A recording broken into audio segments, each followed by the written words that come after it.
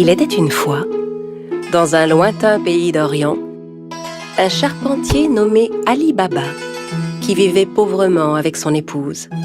Ali Baba allait souvent dans la forêt avec son âne pour y couper du bois et le revendre en ville. Un jour qu'il était allé chercher du bois dans la forêt comme à l'ordinaire, il entendit un bruit de galop. C'était un groupe de cavaliers qui se dirigeait tout droit vers lui. Et les hommes n'avaient rien d'aimable. Ce sont certainement des voleurs. Je ferais mieux de me cacher.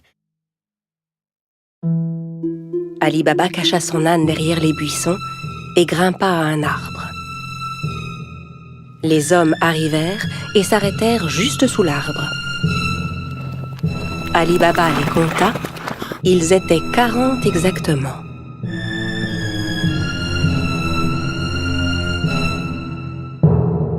Les hommes déchargèrent les lourds sacs que portaient leurs chevaux.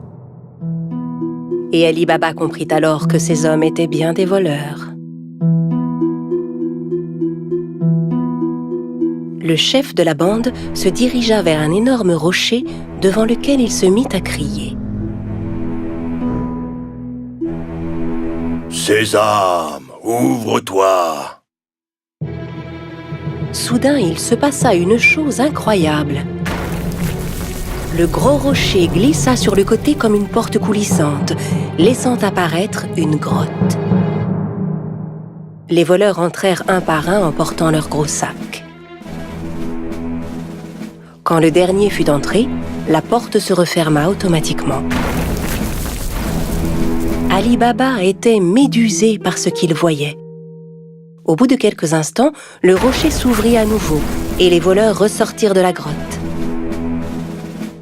Quand le dernier fut dehors, le chef se tourna vers la porte et ordonna « Sésame, ferme-toi !» Le gros rocher se referma aussitôt et les cavaliers se remirent en selle et s'éloignèrent. Ali Baba descendit de son arbre et s'approcha à son tour du rocher. Il lança les mots qu'il avait entendus. « Sésame, ouvre-toi !» La porte s'ouvrit dans un grand bruit. Ali Baba entra d'un pas hésitant. Il fut ébloui de ce qu'il vit. La grotte était remplie d'or, d'argent, d'étoffes rares, de diamants et de pierres précieuses. Il regarda autour de lui, ramassa 3 sacs et sortit de la grotte. Puis il se retourna vers le rocher et lui adressa les mêmes mots que le chef des voleurs. « Sésame, ferme-toi !» Il chargea les sacs sur le dos de son âne et rentra chez lui.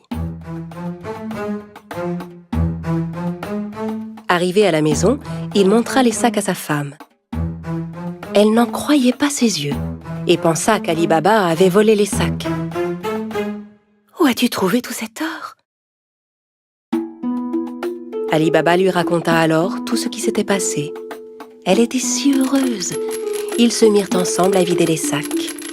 « Aide-moi à compter ça. Je veux savoir combien d'or nous avons. » « Non, creusons plutôt un trou pour y enterrer cet or. » « Va creuser le trou, j'irai demander une tasse à mesurer à ton frère Cassim. » Cassim, le frère d'Ali Baba, était un riche marchand, mais c'était un homme très cupide. Il n'avait jamais aidé Ali Baba, qui mit sa femme en garde. « Très bien, mais ne lui parle surtout pas de l'or. Personne ne doit savoir. » La femme se rendit chez Cassim pour lui emprunter une tasse à mesurer. Sachant qu'ils étaient très pauvres, Cassim lui demanda « Que veux-tu faire de cette tasse? Tu n'as pas d'argent à mesurer ?» La femme inventa alors un mensonge. Bien sûr, Cassim n'en crut pas un mot. Il mit discrètement un peu de miel sous la tasse avant de la confier à l'épouse d'Ali Baba. La femme rentra chez elle avec la tasse et commença à mesurer l'or. Puis quand ils eurent compté tout leur or, Ali Baba alla l'enterrer dans un grand trou. Quand tout l'or fut bien enterré, la femme d'Ali Baba rapporta la tasse chez son beau-frère. Elle n'avait pas remarqué que de l'or était resté collé sous la tasse. Quand Cassim reprit la tasse, il vérifia aussitôt dessous. En voyant que de l'or y était collé, il fut stupéfait.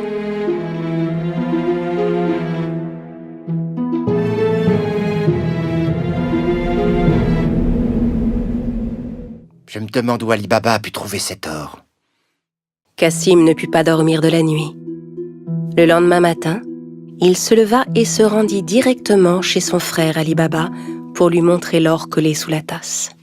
Ali Baba, d'où vient cet or?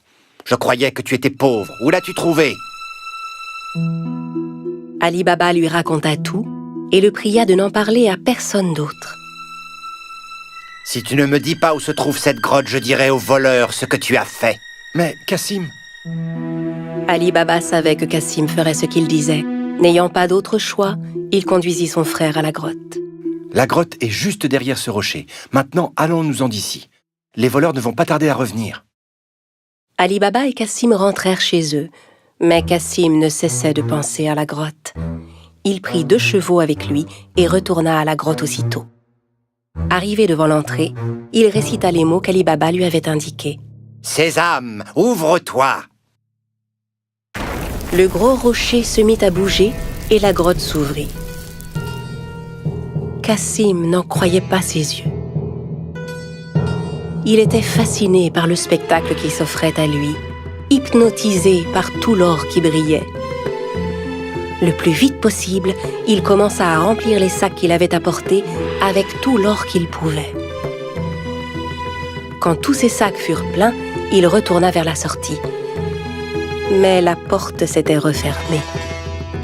Et malheureusement, il avait oublié les mots qu'il fallait dire. Il essaya toutes sortes de formules pour ouvrir la grotte. « Porte, ouvre-toi Rocher, ouvre-toi Grotte, ouvre-toi » Mais quels que soient les mots, la porte restait fermée.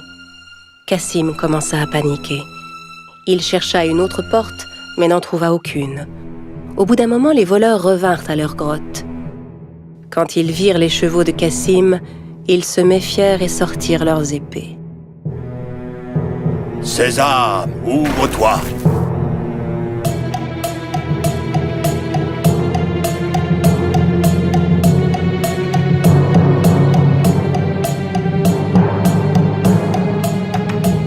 En entrant dans la grotte, les voleurs s'emparèrent de Cassim et le punirent sur le champ. « Alors c'est donc lui le voleur qui nous a volé notre or » À la nuit tombée, ne voyant pas revenir Cassim, sa femme commença à s'inquiéter. Elle courut chez Ali Baba pour lui demander son aide. Ali Baba aussi était inquiet pour son frère. Il retourna à la grotte et vit les 2 chevaux qui attendaient devant la porte. Il comprit alors que son frère était à l'intérieur et qu'il s'était fait tuer par les voleurs. Il retourna voir sa belle-sœur et lui raconta tout. Ensemble, ils décidèrent de n'en parler à personne. Au bout de quelque temps, Ali Baba et son épouse vinrent s'installer dans la maison de Cassim. Ils s'occupaient de son commerce et aidaient à le faire prospérer. Leur fortune ne cessait de croître. Dans le même temps, le chef des voleurs se rendait compte que l'or caché dans sa grotte ne cessait de diminuer de jour en jour. Il ordonna donc à l'un de ses hommes de vérifier s'il ne voyait rien de suspect.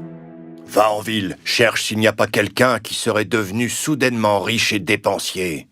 Depuis quelque temps... » En se promenant dans les rues du marché, l'homme vit Ali Baba qui payait ses achats avec de l'or. Il le suivit jusque chez lui. Quand Ali Baba entra dans la maison, le voleur marqua sa porte. À la nuit tombée, la femme de Cassim sortit pour donner de l'eau fraîche aux animaux. C'est alors qu'elle remarqua la marque qui était sur sa porte. Elle comprit que la marque n'annonçait rien de bon. Elle prit un pot de peinture et marqua toutes les portes du voisinage. Au petit matin, les 40 voleurs arrivèrent pour retrouver la maison d'Ali Baba. Incapable de distinguer la maison parmi toutes celles qui portaient des marques, Ils furent contraints de repartir. Mais le chef était bien décidé à retrouver Ali Baba. Il se déguisa et alla rôder du côté du marché. Il finit par retrouver Ali Baba et le suivit jusque chez lui. Quand il frappa à la porte, Ali Baba vint lui ouvrir. « J'ai fait un long voyage. J'ai rapporté des jarres d'huile d'olive. On dit que vous êtes le marchand le plus riche de la région. Peut-être voudriez-vous en acheter ?» Ali Baba invita le chef des voleurs à venir dîner le soir même, pensant avoir affaire à un marchand. Le voleur apporta avec lui 40 jarres d'huile d'olive chez Ali Baba. Ali Baba avait demandé à ses servants de préparer un bon dîner pour son hôte. Ali Baba proposa à son invité de passer la nuit chez lui, ce que, bien sûr, il accepta sans hésiter. Tandis qu'Ali Baba et le voleur étaient attablés pour dîner, la femme de Cassim voulut s'approcher des jarres d'huile d'olive pour voir. C'est alors qu'elle entendit des bruits étranges. « On sort maintenant ?»« Non, pas encore. » En entendant que c'étaient les voleurs qui étaient dans les jarres et non pas l'huile, elle comprit que c'était un piège. Elle alla aussitôt à la cuisine pour faire bouillir de l'huile. Puis elle revint verser de l'huile bouillante dans chacune des jarres. Les voleurs ébouillantés s'efforçaient de garder le silence.